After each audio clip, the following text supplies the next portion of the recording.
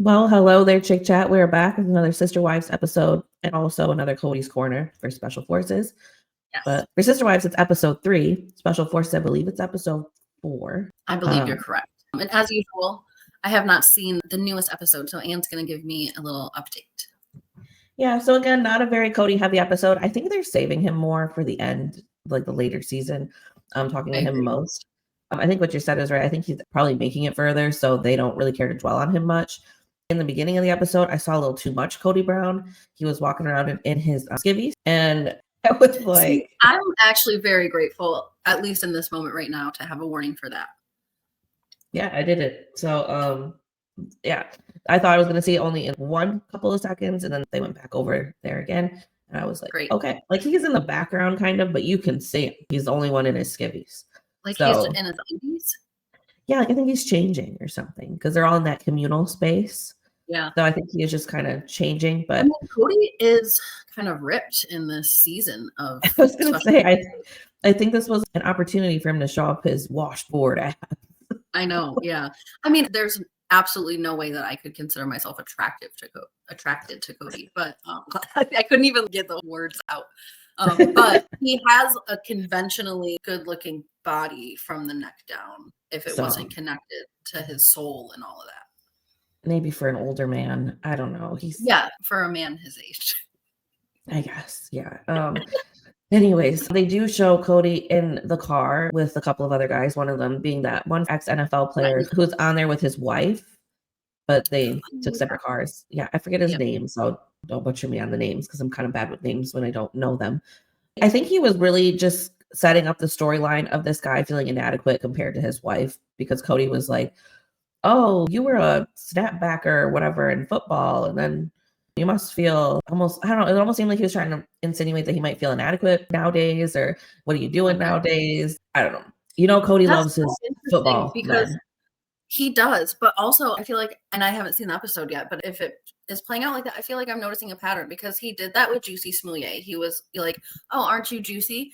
And he left it real vague, but his words sort of insinuated something. He did the same thing with that chicken fry girl in the podcast. He's like, oh, you're just a podcaster. Left it real vague, but insinuated something negative. And now he's doing this with this guy and his wife. I wonder if he's trying to play this mental game on them, being the alpha. But let's be real, Cody. What was so funny to me was when they showed the chicken fry girl and Cody next to each other in the last episode that I saw when they were teamed up. They both had TV personality underneath them at the same time. As soon as Cody said that, and I'm like, Cody, you are a TV personality just like all these other people. What makes you better than everyone else? You're on this rampage to make people feel crappy about what they've done.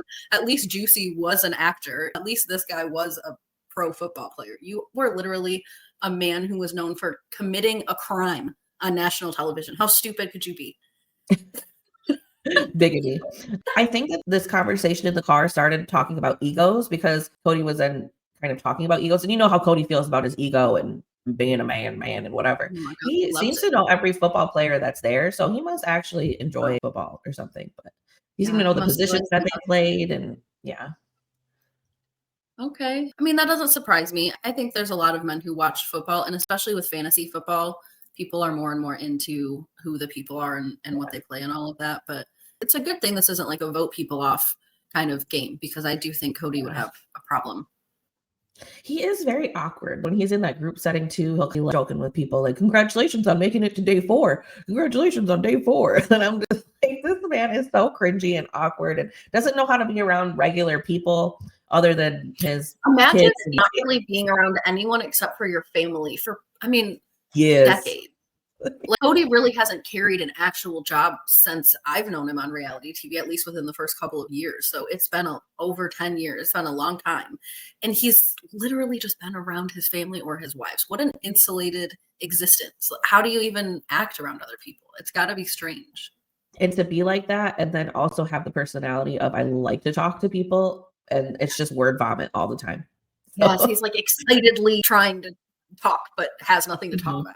There's nothing. Yeah, Cody's a strange guy. Actually, we'll see a little bit of this on the episode that we're going to talk about too, because I did catch the episode with bonus scenes, and there's a bonus scene when the realtor guy comes in and he gets this all excited little thing going on. Well, yeah, a man showed up at his door. Oh yeah, he wanted to jump out of his freaking chair. Let me tell you. Wait till you see the movement in this photo. You can tell how excited he is.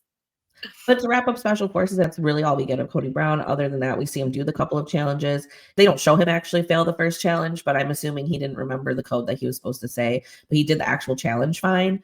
And then on the other challenge, it says that everybody passed but one team, and that team we see failed. Cody Brown wasn't in that team. So yeah, another one of those where we see these montages of teams, and he's kind of in that montage, and they don't actually focus on his team or him in general. It was a very this football guy heavy episode, and then we did lose another person, but it wasn't the football guy. And yeah, it was focused on other people, but we did lose Juicy Smoulier last time. So yes, I know. I know that I said I didn't care about spoilers, and I wouldn't have cared if you told me, but you did a good job. I even actually went back and watched our video, and I was like, wow, she had a great poker face like, the whole time. Because I'm like, yeah, they've been talking about Juicy a whole lot, so he's probably going to leave sometime soon. And you're like, possible. I mean, he was hacking along, and they decided that he automatically couldn't do it.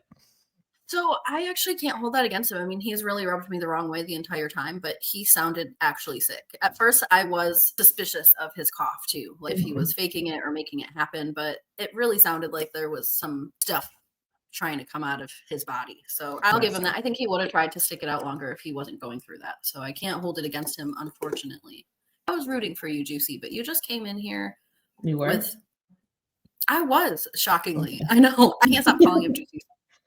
But I was rooting for him. I was rooting for him when I watched his Netflix documentary, though, too. And he stood by the whole thing 100% without giving any more explanation. And that made me feel like he robbed 3 hours of my life. And maybe that's why I sound as salty as I sound.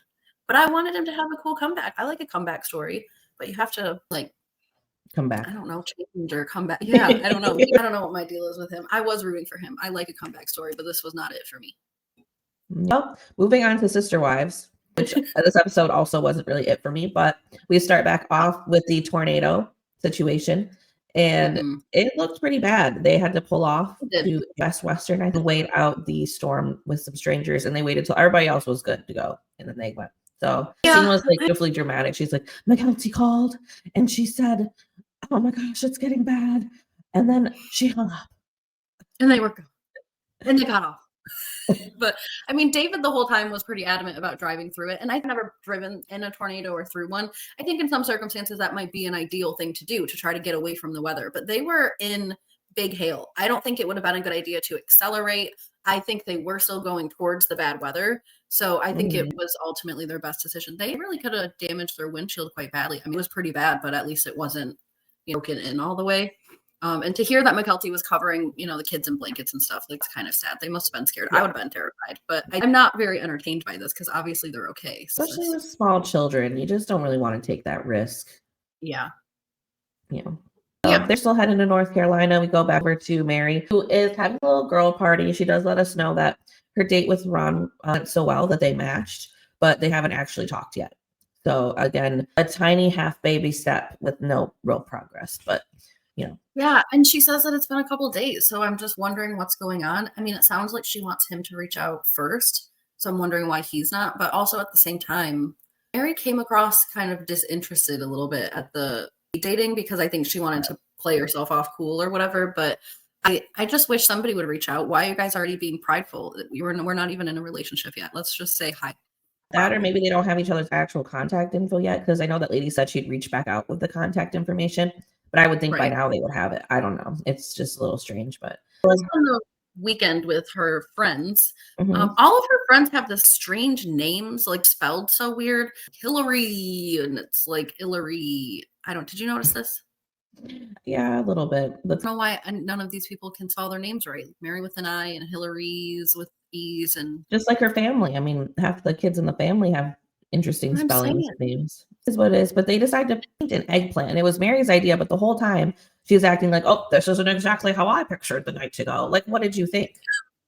I know, it's so great. She acted so embarrassed, and I'm sure that she was embarrassed because she's kind of shy like Robyn when it comes to these sort of things. She likes to play a shy role around this stuff, but she's the one who brought it up and the one who thinks it's so funny, and everyone's giggling around it. And what is wrong with painting eggplants? I mean, geez Louise.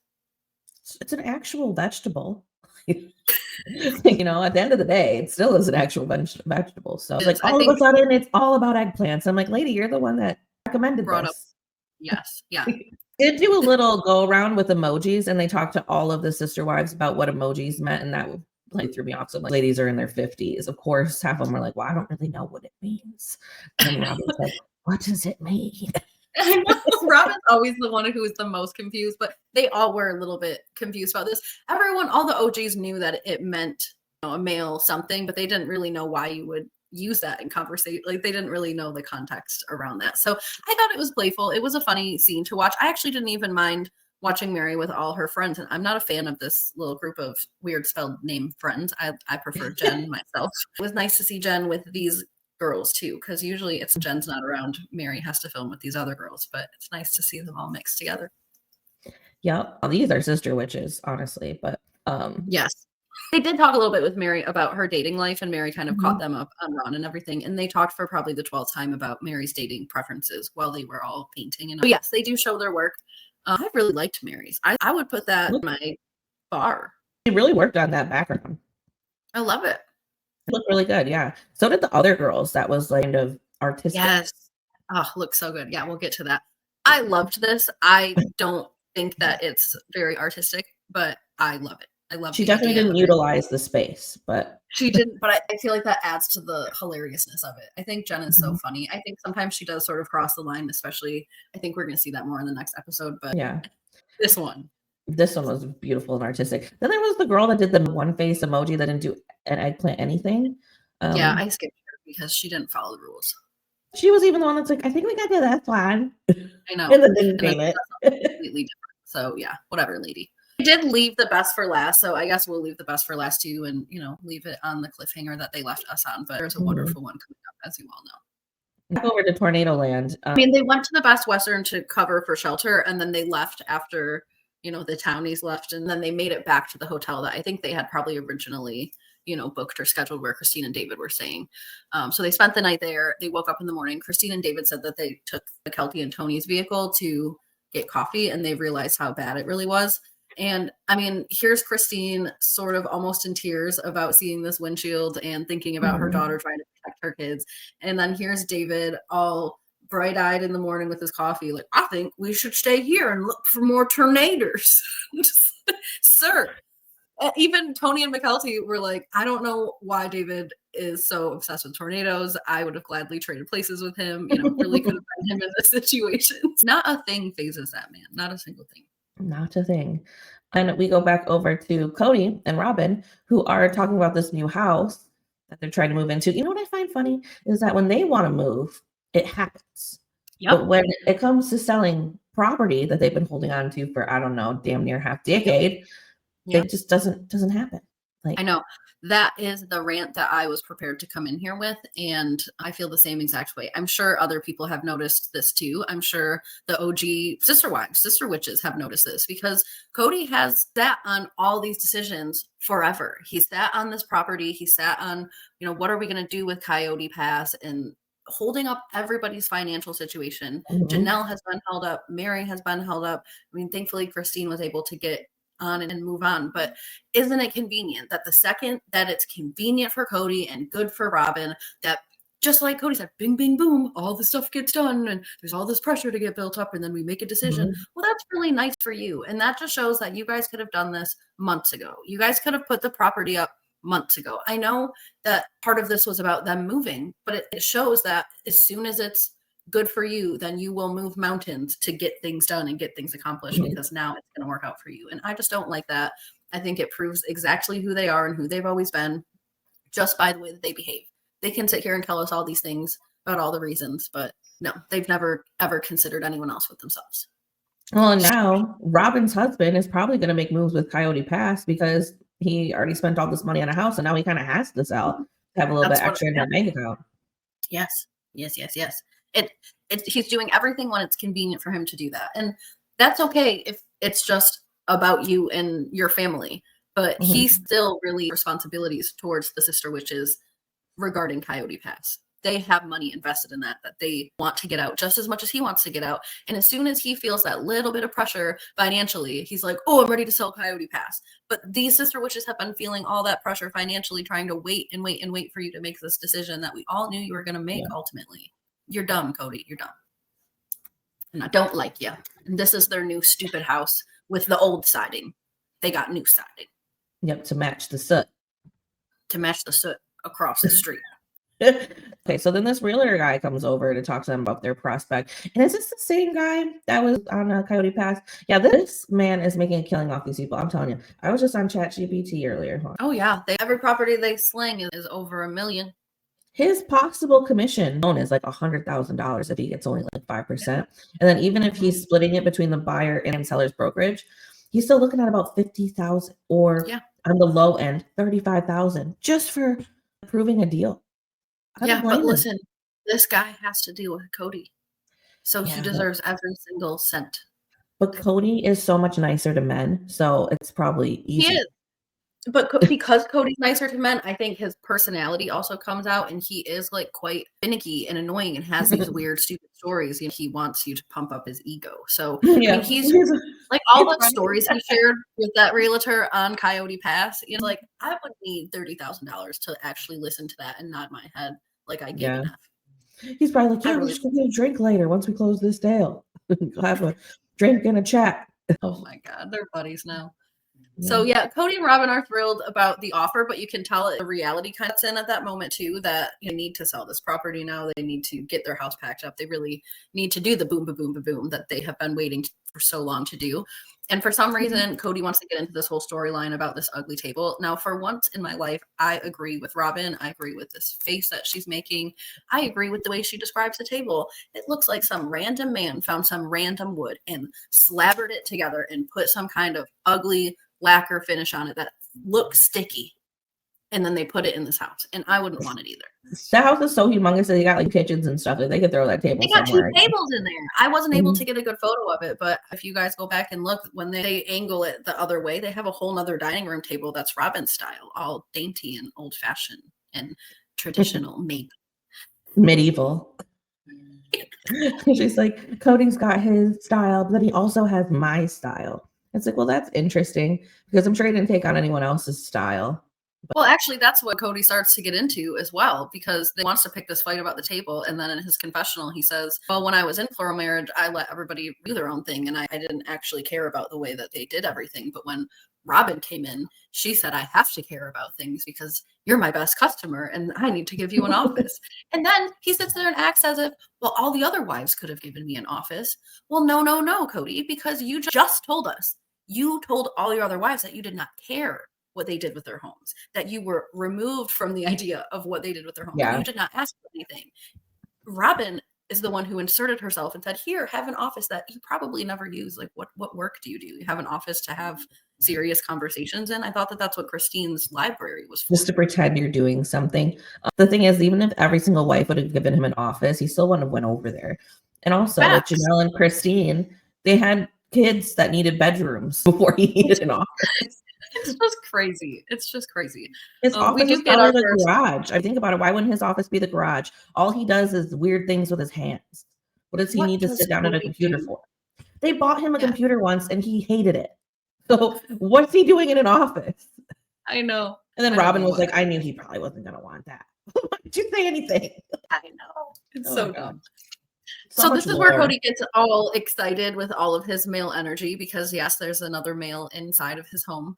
He asked a little bit about if they can add some contingencies to this offer because they would like to have, I forget what it's called, but you can close on your house and they can still allow you to stay there for like a month or two sometimes. And you guys can make deals about who maintains the house and pays the mortgage and stuff like if you have to wait to move to another home. Pending that sale and stuff like that. So he's asking if they can set up a kind of situation like that because they obviously have a lot of stuff to move still. And he says that they'll try and figure out if that's something that they can work out between all of them. And Cody has just a complete meltdown about how impressed he is with this realtor for selling this ugly ass house in 2 weeks.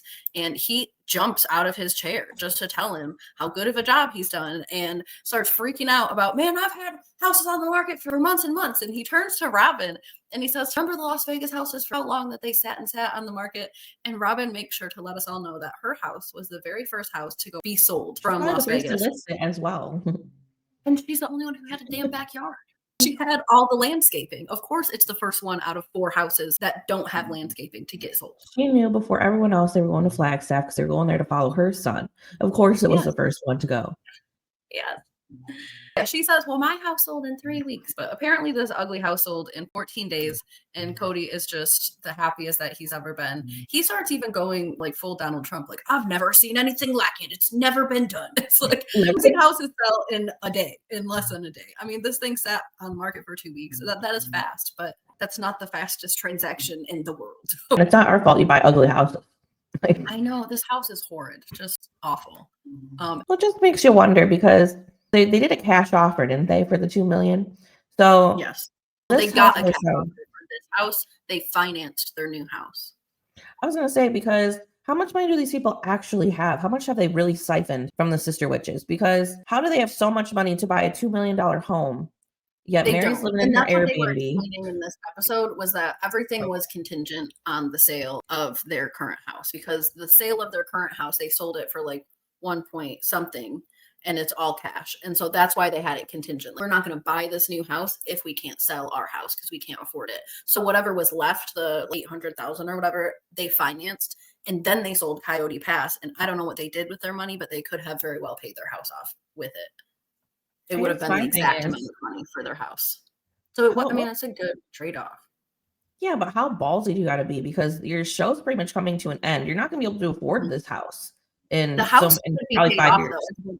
I'm thinking if they did this correct, this could have been a very good way to liquidate the assets that they don't want and put it all into an asset that they see as a long-term forever home. It sounds like they see this as their forever home, and they can liquidate Coyote Pass and liquidate the house that doesn't serve them anymore and have it paid off. With those 2 properties, they can pay off this bigger house, and then they don't have a mortgage anymore. They would just have to pay like property taxes. So if the show ends, their house is guaranteed. So I think if they do it right, it could actually be a good financial move.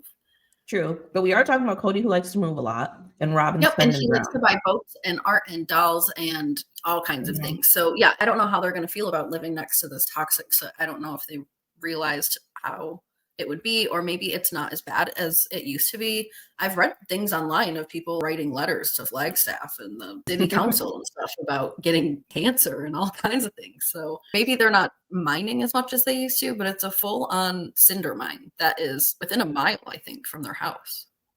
As long as they keep their phones out their pocket, it'll be fine. Yeah, I know there's ways to get HVAC units that have really good filters and stuff like that, but still, if being outside is dangerous for your health, I don't think you want to live there. It ain't cell phone radiation, so Robyn's fine with it. Very true. So back to the eggplant. Look at this. Hillary. I mean, people can't help what they mean.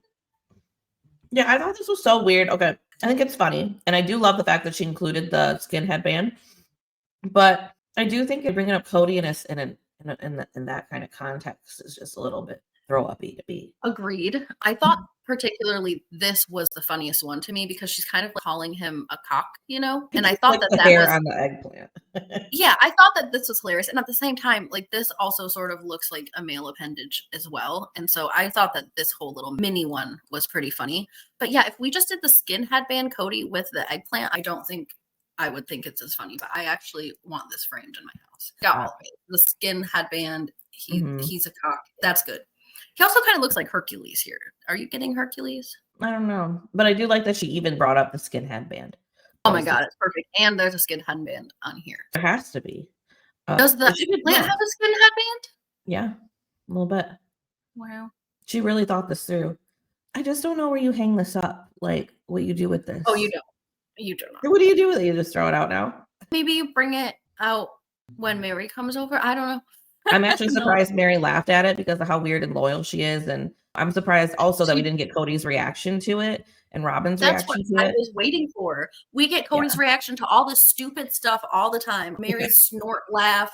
Like, who cares what Cody thinks of Mary's snort laugh? I don't want to know what Cody thinks about this. But actually, he probably would have called her a salty birch, which brings us to our bonus scene here, where Meri gifted Hillary with 2 E's a salty birch sweatshirt and welcomed her into the Salty Birches Club, which is Meri and Jen's social media kind of podcast I think they're doing.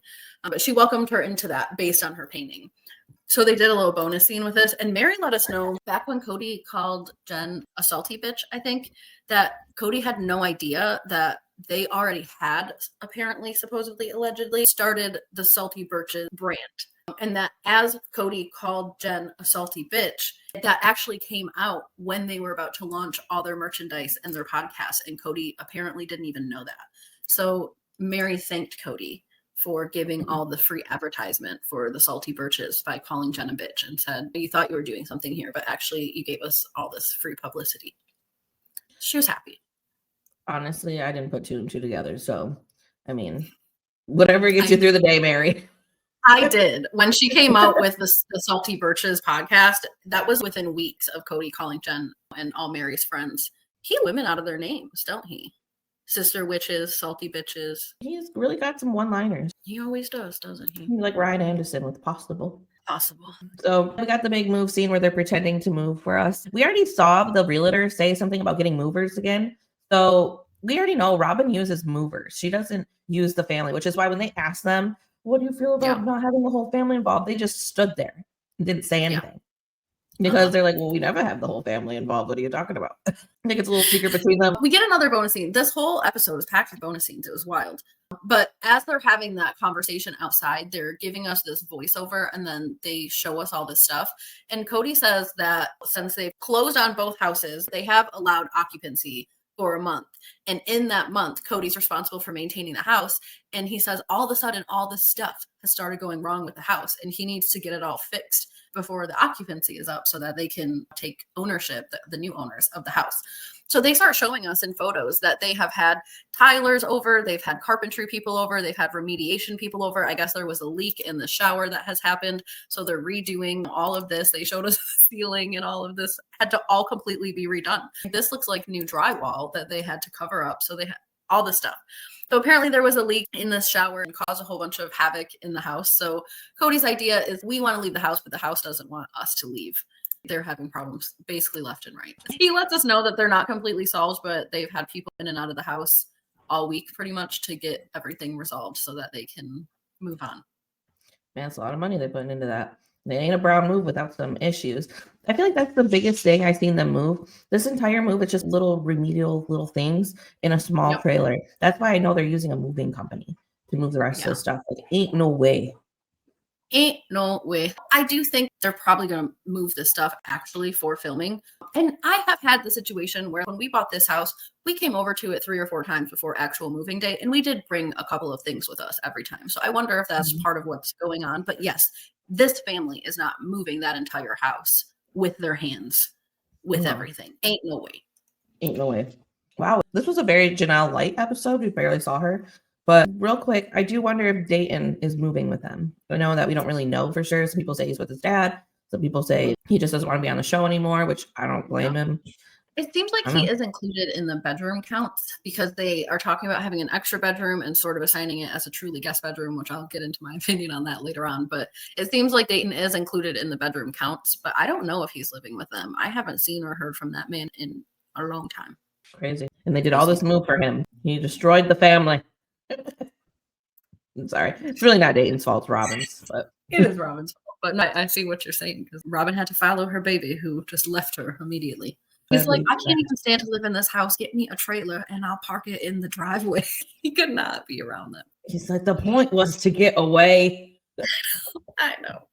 So this is where in the regular episode, Christine and Meri reflect on how they had just learned through social media, essentially, that Kody and Robyn are moving.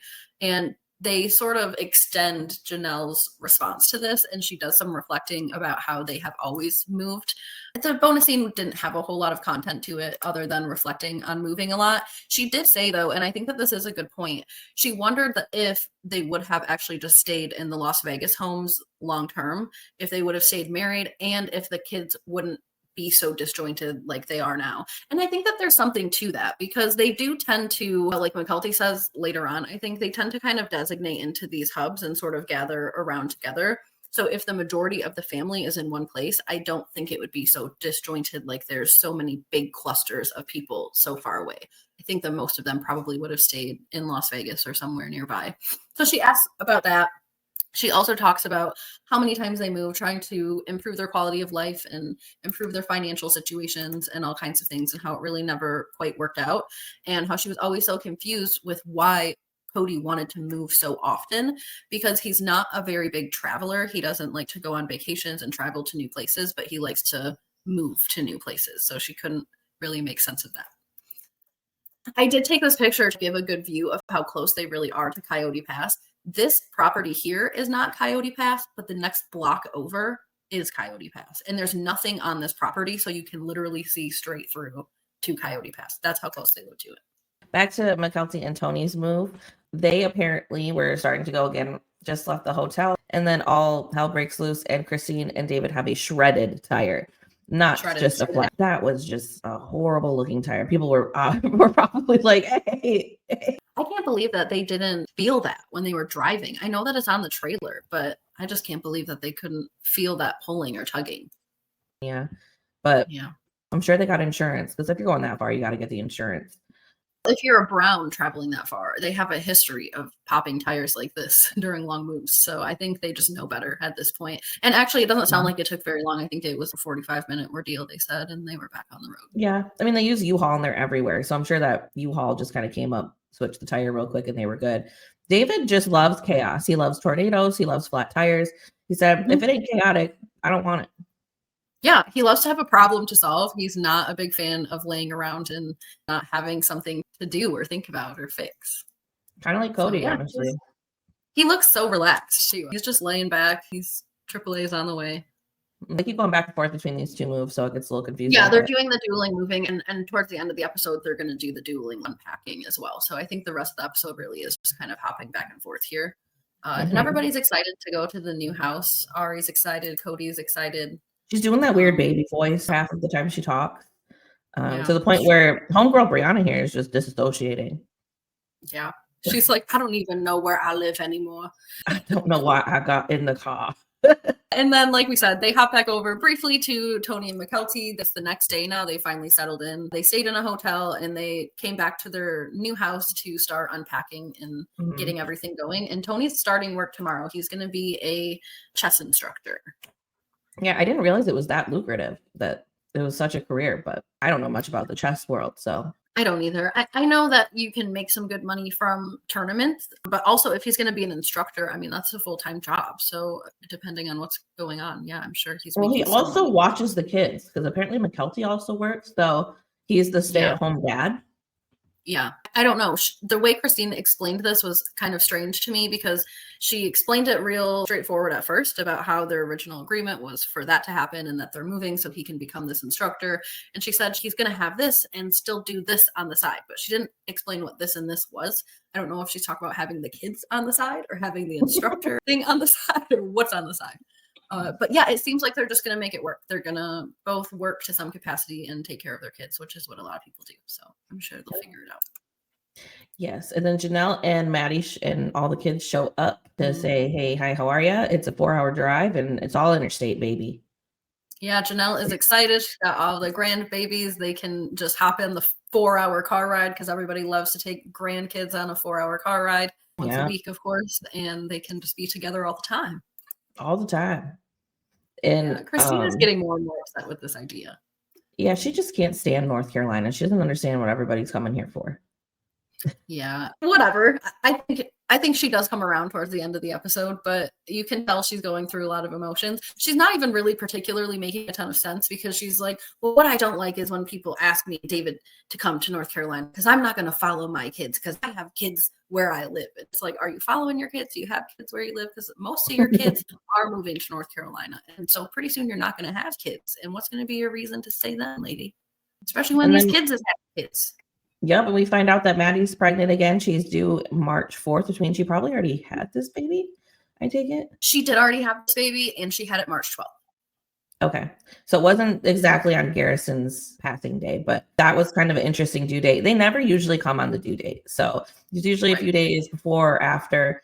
So that's why I wanted to go and look. It was either the 12th or the 14th, but it was one of those even numbered days. I thought the symbolism was kind of cool. I saw a lot of people have mixed reactions online to them being excited about this being her due date. obviously everybody grieves differently, but it probably feels nice to have something to look forward to on that day.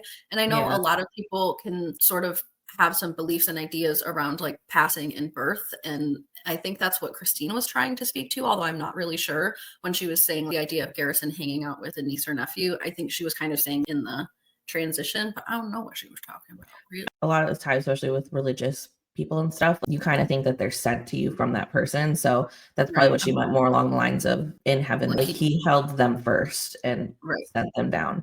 I mean, that makes sense to me. I feel like it's easier to celebrate a day instead of completely mourn a day. And I think that that's more or less what they were getting at, is it'd be nice to actually celebrate instead of just grieve. Although there's still going to be that grief there, especially for Janelle and all of his siblings, really. But I think that it still gives that little silver lining. And also, if you believe in reincarnation or something, maybe they thought he was just coming back. Kind of what this part was all about. I thought that was cool. I think there's a lot of really beautiful symbolism in that I don't think it's fair for people to judge them for trying to find, like you said, some silver lining within that idea. It can be a beautiful thing, and you can grieve and celebrate on the same day. It doesn't take anything away from either one. So I think it's nice. I think it does give them a symbol that life like truly moves on, right? Not in a cheesy way, but in a real way. Like there are more things to look at in life than death. It is a thing. And then there's also other things. I'm due right around my birthday, and Brooke thinks that I'm just reincarnating myself. I'm sure of it. She's making me my own little mini best friend. And she thinks it's a girl that's coming on my birthday, which we don't know the gender yet. So stay tuned. Honestly, even if it's within the week of your birthday, I think it's going to be you. Well, it should be. I hope it's within that week, because any further than that, in a way, far along there. Too many months in. So we get the sibling hub thing that we already discussed. We pop over back to seeing a little bit of the new house, which did confirm for me my suspicions of all my Zillow stalking that I told you guys about last week was true. There's like 70 plus photos on Zillow if you guys want to stalk around. It's pretty easy to find. You find the creator in Flagstaff. You look for a house. It's right there. It's not hard. But it looks like a really nice house. They did end up designating a room for Truly. I think I feel two ways about this. It's upsetting to me in a way that they're calling Truly's room also the guest room, because to me that implies that either Truly is a guest or that it's not her space to make her own. Like all the other kids have a true space to decorate and bring their stuff and keep their stuff and have their stuff. But if this is Truly's room and a guest room, then it's not going to be that way. On the other hand, I also accept the reality that Truly is probably very unlikely to come and stay in this house and have stuff and keep stuff.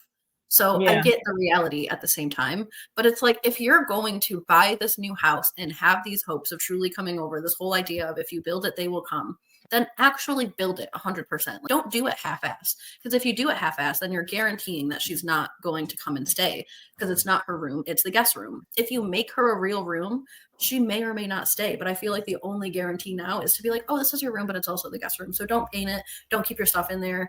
Don't leave anything in there. I don't like that. That feels like you're still not part of the family. With how many rooms they have, I think they really could just give Truly a room. And it's weird because when he talks about it earlier, and I know he gets a lot of flack for that right now on social media, he said something like, yeah, I need a room that's kind of like Truly's room. Right. And it's like, well, I think you need a room for her, especially if you're going to try to get a little bit more custody of her.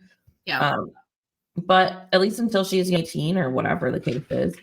I also see what you're saying too with the whole, he's probably really not coming over. That's why I wanted Christine's reaction, because they do give the sister wives reaction to them buying a new house and what they think about it. And Christine's kind of like, well, it's an ugly house, so I don't blame them for getting out of there. And that turns into, well, I don't know what this means for Coyote Pass and everything. And I just wanted to hear Christine's reaction on Truly's room, Truly having a room there. What she would say, like, I don't even know if Truly wants to go over there, or whatever the case is. Because I wonder if that is part of why they're calling it a Truly dash guest room. Agreed. Yeah, I don't know what's already been spoken about as far as what Truly's intentions or plans are. That would be good information, I think, for us to know. Hopefully, at least they know. Because, I mean, it's certainly not our business, but it's questionable that the guest room is also Truly's room, and I don't like it. But I also think it's like strange that they're putting this out there for us. Like, oh, we want all of the kids here, and this is going to be a new space where all of the kids can fit, and blah, blah, blah. So you should be able to have a guest room and Truly's room until you don't really need it to be Truly's room anymore. Agreed. I mean, aren't Brianna and what's her name, aren't they adults now? Yeah. So why do they need rooms? Why They can't should be Truly, kicked out. who is one of 3 minors left, why can't Truly have her own room? Why can't Brianna's room be the guest room? Doesn't she go to college and church and whatever? Robyn cannot leave her baby Sobbins, but off of Kodys' philosophy, once they become adults, they must go. Only if they're males. Even the females he married off and said go. But they have to be married off. Yeah. Married off. He even moved Madison and Mykelti to their own apartment at one point. So, I mean, he does not mind seeing the females go. It's just Robyn's kids. Yeah, they cannot go. We will follow Dayton to Arizona. We will keep the Sobbins under one roof. Yep. Look at this. Yeah, but like these 2 girls, they don't need their own rooms. You know who needs their own room? Truly, who is a child. In fact, you could put them in one of the common spaces. I mean, it looks like there's damn apartments in that house. There's a basement that has a kitchenette, which I'm assuming is where they're putting the older girls. But it's like, Cody, you have an actual minor children. I thought that was your whole thing for so long. I need to be where my kids are that need me. The younger kids need me. Well, make a space for Truly, a real space. That's the only real shot you have of her coming to spend any significant amount of time, even if it's just for the summer. Yeah. I just can never get over him doing Robyn's laundry instead of taking that girl to the hospital. So I Truly barely even knows that man. I know, agreed. And that's all over social media, right? I mean, imagine seeing your dad just be like, yeah, I'm sorry, the laundry's more important than my dying baby. I'm gonna try to save my baby. Literally dying baby. And you being the dying baby. And that being your own father. And you're literally like 3 years old or something. Yeah, I would not feel safe going to his house. It's like anything could be more important than me. It must be awkward. I mean, especially the more and more time you go without seeing him. Because at least before, when they were all in Flagstaff, he was coming over for dinner some nights. And they would play board games and stuff, according to Christine's book. And then he would leave by 6 o'clock to go put his other kids to sleep. Just like he does in my Sims game. Life imitates art. Anyways. The final scene that we have is Christine is finally starting to come around a little bit to Mykelti's move. Mykelti shows Christine a picture of all the babies together, and I'm sure that seeing that photo has to remind her of seeing all their kids when they were younger, because they had such a little colony of little toddlers and diapers and small feet running around. So I'm sure that she's starting to understand why it feels right for Mykelti to be around. And I actually understand Mykelti's her confessional from last episode a little bit more, because she talked about how Tony won't let her live plural marriage, so she wants to be where all the little ones are. And I don't understand about the plural marriage comment still, but I could see how it's familiar for her to have so many little kids around together to be able to play with each other and stuff. So I think Christina's starting to come around to the whole idea, and she says that she never really lived nearby her own parents, and we all grow up at some point and move away and do what's best for our own families. So they hug. Christine says she'll wait to cry for a couple more days when she flies home, and they leave it there. Right there. Right there. So it's for next time. Next time, we are going to see Jen and Meri talk about dating. I don't know. I'm a little worried that Jen is getting kind of oversaturated as Meri's only friend. And I'm worried that people are going to start to not like her. And I'm almost even worried that the storyline is going to start to support that. Because it looks like they're starting to show some disagreements in how Meri should be dating, which is fine. All friends have disagreements on how their friends should be dating. So I'm happy to see people talking about it. But it looks like there might be a little tension there. So we'll see. Maybe I'm wrong. Christine also wonders with David if she's a bad mom because everyone's moving to Janelle. I think that is somehow dramatized. Obviously, she said that, but maybe she's being dramatic in some way. There's no way she can really think that, right? I think it's just blah. Yeah. And then Cody is also going to talk to some man. It's not the realtor, but I don't know who it is. It may be one of his relatives, but he's talking to somebody about how hard it is to struggle in plural marriage, and he makes these weird faces again about pretending that everything is happy and good and okay, and it's obviously very sarcastic. So I don't know what the hell he's actually implying or at what point he's trying to make. I don't even know who he's talking to, but they showed us Cody's crazy eyes. Yep. Usually get a scene like that once every 2 episodes. Yes, we are due for some crazy eyes. So yeah. That's all, folks. I mean, it was a fluffy filler episode, but we're finally moving towards the direction of things that we know have happened. You know, it's like we know about all these people moving. We know about the sale of this property.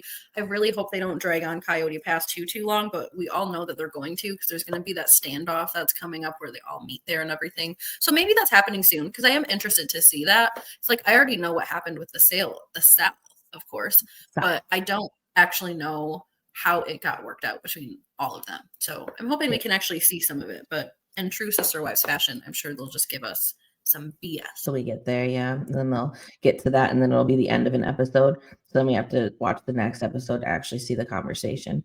Usually how it they goes. love to split it up into two. They love a good split. Yes. And sorry, I was eating this whole episode. I'm just 26 weeks pregnant and hungry. So not bad if you hear that. But we will catch you next week, and we will be back to talk about the nothing or if there's something. Yes, either way, we'll be here. So don't forget to tune in. Don't forget to like and comment, subscribe for us. And we'll see you next week, y'all. Reduce, reuse, recycle, Rihanna, and goodbye, everybody. You can all stay here. I'm gonna try to save my baby.